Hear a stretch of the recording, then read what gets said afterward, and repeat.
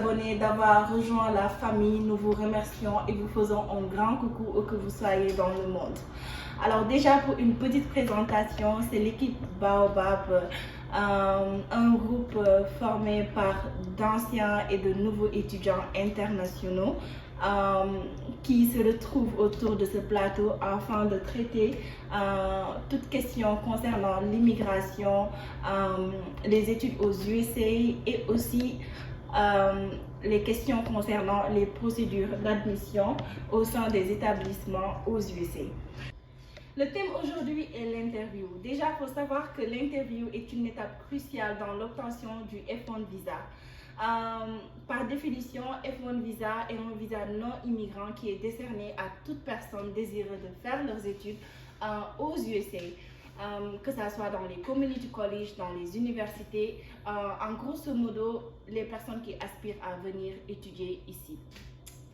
Déjà, pour entrer dans le vif du sujet, Songhai, j'aimerais juste... Oh, je ne vous ai pas salué. J'espère que vous allez bien. Ouais, ça va très bien.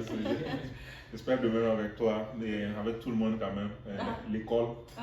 C'est vrai. C'est vrai qu'on a repris les classes. Pour certains, c'est un peu difficile. Voilà, j'aimerais juste qu'on revienne sur l'interview. En fait, j'aimerais une petite définition de l'interview.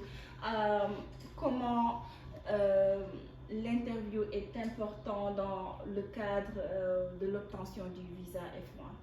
Merci Hawa, mais je remercie tout le monde sur le plateau. Je voudrais d'abord vous saluer, je ne sais pas comment vous dire, bonne rentrée scolaire pour ceux qui ont commencé les études il y a 2 semaines. Et bonne arrivée aussi pour nos amis qui ont rejoint les community college. Et aujourd'hui, comme Hawa l'a dit, nous avons décidé de parler de l'interview pour les États-Unis. Comme tu l'as dit déjà, c'est une étape importante. L'interview, c'est la rencontre entre le candidat, c'est-à-dire celui qui a soumis le dossier pour aller étudier aux États-Unis, avec l'agent consulaire, très bien, au niveau de l'ambassade des États-Unis dans votre pays.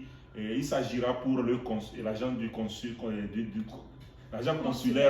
de déterminer si l'étudiant ou bien le candidat qui présente le dossier est éligible pour aller étudier aux États-Unis. Donc, à travers une série de questions, le candidat sera interrogé pour voir si vraiment la personne a des raisons valables pour obtenir le visa en question. Magnifique.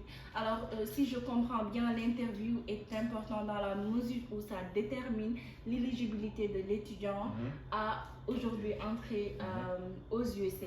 Alors déjà, pour continuer, j'aimerais, avant d'entrer dans le vif du sujet, si possible, Abdul, tu nous fais un petit briefing des procédures qui précèdent l'interview. Merci. Donc, l'interview étant un point culminant dans le truc, avant de prendre l'interview, en fait, il faut déjà au préalable avoir l'admission de l'école, qui est le I-20. Après avoir eu l'admission, l'interview se prend, le rendez-vous pour l'interview se prend en ligne sur le site de l'ambassade de ton pays.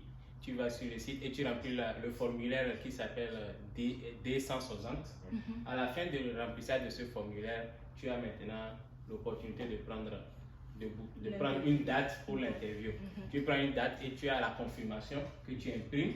Maintenant, la confirmation imprimée, il faut s'assurer d'avoir payé les frais de service. Les frais de service qui est les frais qu'on paie au service de l'immigration. Merci.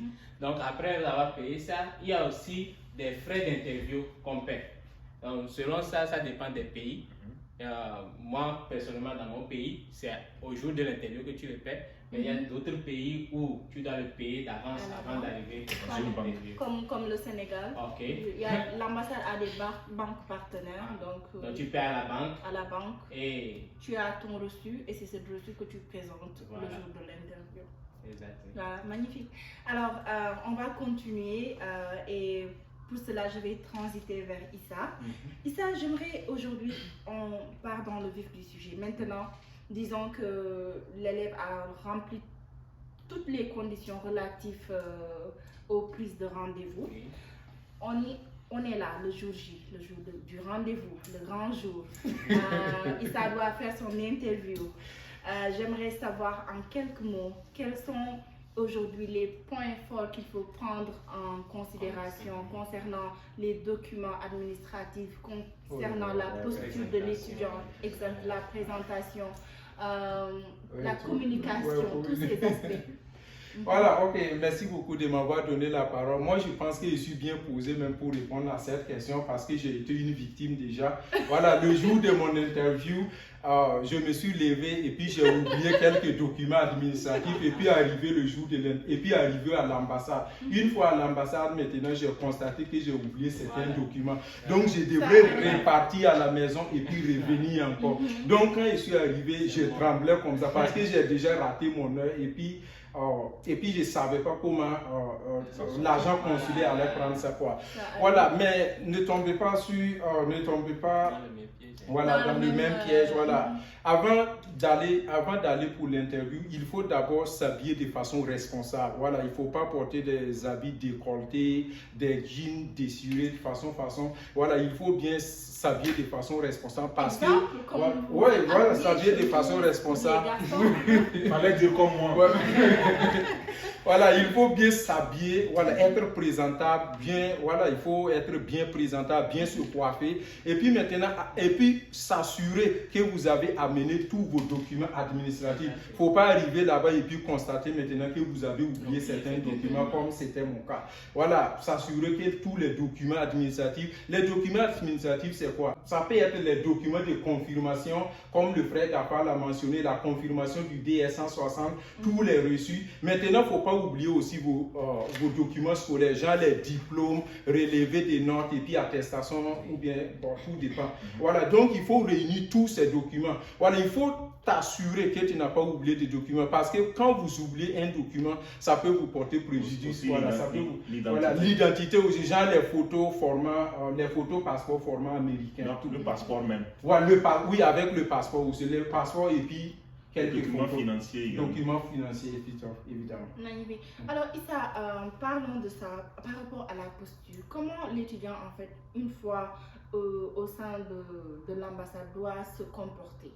Voilà, merci beaucoup. Je pense que ça, c'est un point très culminant côté posture. Parce qu'une fois que vous arrivez avec des tenues de façon décolletée, des jeans coupés, tous ces genres d'habillement aussi ne va pas séduire. Parce qu'il faut savoir aussi que vous partez pour un entretien. Un entretien, c'est plus qu'un entretien d'embauche même au fait. Parce que vous partez là-bas pour convaincre. Vos documents seulement ne sont pas suffisants pour convaincre quelqu'un. Il faut arriver aussi, il faut donner une image, l'impression que vous représentez réellement sur tout ce que vous avez. Voilà, j'en ai impressionné aussi. Parce que quand on regarde quelqu'un comme ça s'habiller, on imagine déjà comment est sa maison. Donc quand vous arrivez, c'est pas forcément porter des cravates. Il y a des gens qui portent des cravates, c'est bien, mais c'est pas forcément. Il faut s'habiller de façon responsable, présentable seulement, et puis arriver à donner une bonne impression de vous-même. Parce qu'on va vous juger non seulement de ce que vous avez rempli, mais on va regarder aussi votre image. Tout ça aussi, ça joue.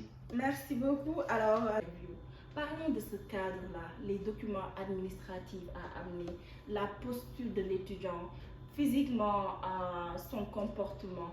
Même parlons, comment dirais-je, le cadre, sa présentation. Est-ce que tu peux revenir sur ces différents aspects-là? Ok, merci. Déjà que la date de l'interview est déjà prise, je pense que on a dit que l'interview même c'est un point déterminant dans l'obtention du visa. Donc, toute personne intelligente sera que, à ce moment, il faut bien se présenter. Quand on dit bien se présenter, bien s'habiller de façon respectable et bien propre. Donc, il ne faut pas y aller comme si on va à une fête ou bien on va dans je ne sais pas quoi. Une porcherie. Voilà. Donc, je ne voudrais pas vous couper, mais j'aimerais savoir. Donc, qu'est-ce qu'il faut éviter? Donc, ce qu'il faut éviter, je pense qu'il y a des habillements que, si on va à côté.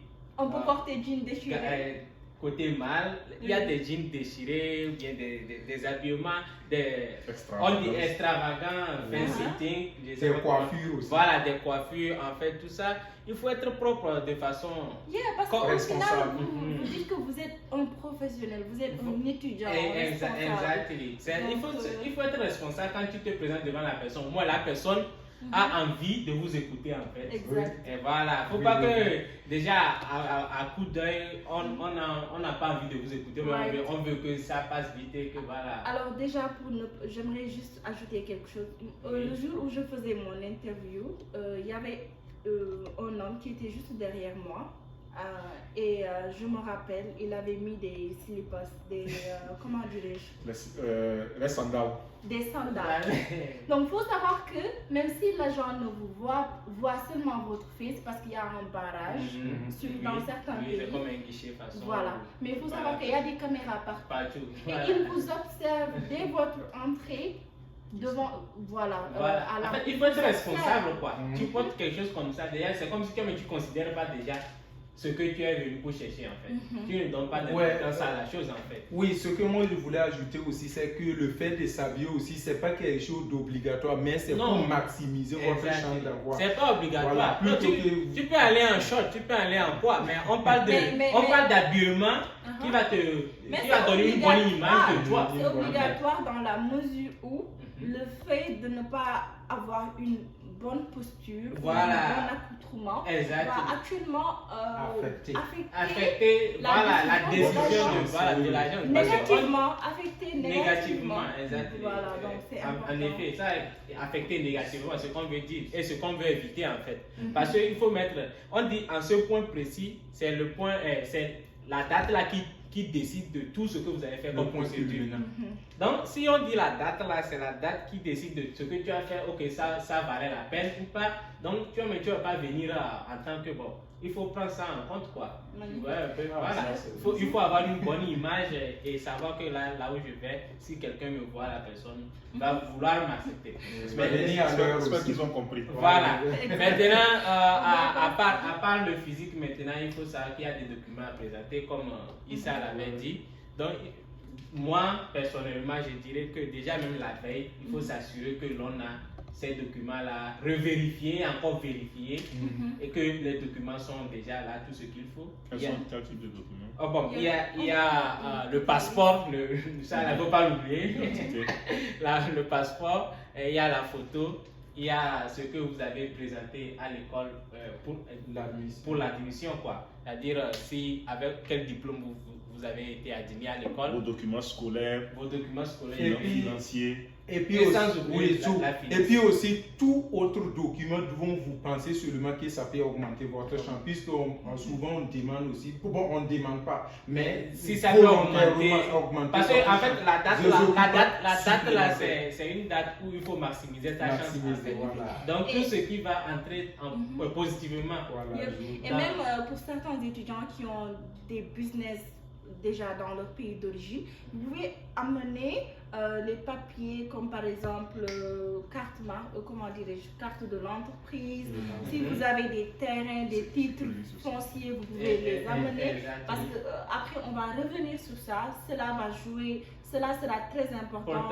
En fait, je pense que ça serait important aussi pour prouver que j'ai quelque chose ici, je dois revenir prendre soin de ça aussi. Parce que quand on parle de l'interview, le point essentiel aussi, c'est de prouver que je ne vais pas pour rester, je vais pour revenir aussi après mes études.